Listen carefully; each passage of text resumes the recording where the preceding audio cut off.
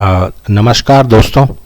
आज यहाँ पर हम जो है निफ्टी बैंक को एनालाइज कर रहे हैं और यहाँ पर जो है मैंने निफ्टी बैंक का एक डेली चार्ट लगा रखा है।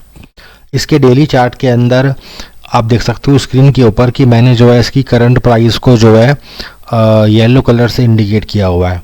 तो इसकी जो करंट प्राइस है उसका लेवल अभी निकल के आ रहा है 56565 का, ठीक है।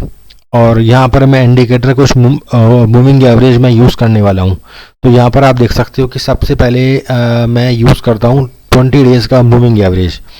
तो ये मैंने चूज़ किया 20 डेज़ का मूविंग एवरेज, जो कि मेरा मोमेंटम इंडिकेटर है। और ये जो 20 EMA है इसकी लाइन की वैल्यू निकल के आ रही है अभी 54940 की। और स्टॉक की जो करंट प्राइस है वो इस मूविंग एवरेज के ऊपर है। इसका मतलब यह है कि शॉर्ट टर्म के अंदर जो है निफ्टी बैंक का जो ट्रेंड है वो ऊपर की तरफ ही है। अब मैं एक और मूविंग एवरेज का इस्तेमाल कर रहा हूँ जो है 200 डेज़ का मूविंग एवरेज।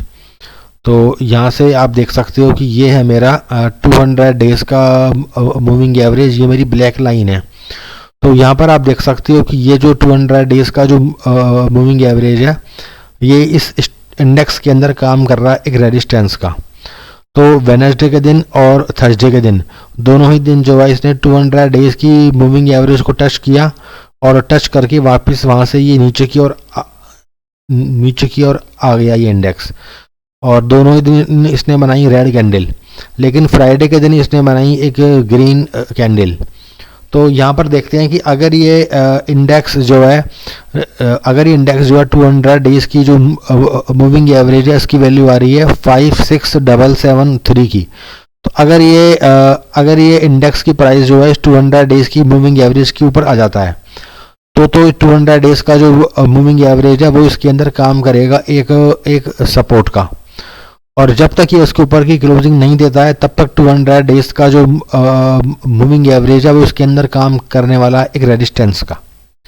तो आने वाले दिनों में निफ्टी बैंक के अंदर 200 डेज़ का जो मूविंग एवरेज की जो वैल्यू है ना वो डिपेंड करती है कि निफ्टी बैंक कहाँ जाएगा। अगर इसके ऊपर जाएगा तो काम करेगा इस सपोर्ट का, और इसको ऊपर पार नहीं कर पाया तो ये काम करेगा एक रेजिस्टेंस का। अब अगर यहाँ से ये निफ्टी बैंक ये नीचे की ओर आता है तो कहाँ तक जाएगा, इसके लिए मैंने वापस से ऐड करता हूँ 20 डेज़ का मूविंग एवरेज। तो अगर निफ्टी बैंक के अंदर कोई गिरावट आती है तो उस गिरावट में इसका जो सपोर्ट बनेगा ना वो होगा 20 डेज़ का मूविंग एवरेज। तो यहाँ पर आप देख सकते हो कि ये दिन था मेरा 13 तारीख को, यानी कि 13 अप्रैल को जो है निफ्टी बैंक के अंदर एक गैप डाउन ओपनिंग हुई थी और इसको जो है 20 डेज़ की मूविंग एवरेज को मिला था इसका एक सपोर्ट। तो आने वाले दिनों में नीचे की तरफ तो काम करेगा 20 EMA एक सपोर्ट का, और ऊपर की तरफ 200 EMA वो काम करेगा इसके अंदर एक रेजिस्टेंस का। तो देखिए ये था मेरा आज का जो है निफ्टी बैंक का एनालिसिस। तो आपको आज का वीडियो कैसा लगा मुझे कमेंट करके बताइएगा, और आज का ये वीडियो देखने के लिए आपका बहुत बहुत धन्यवाद।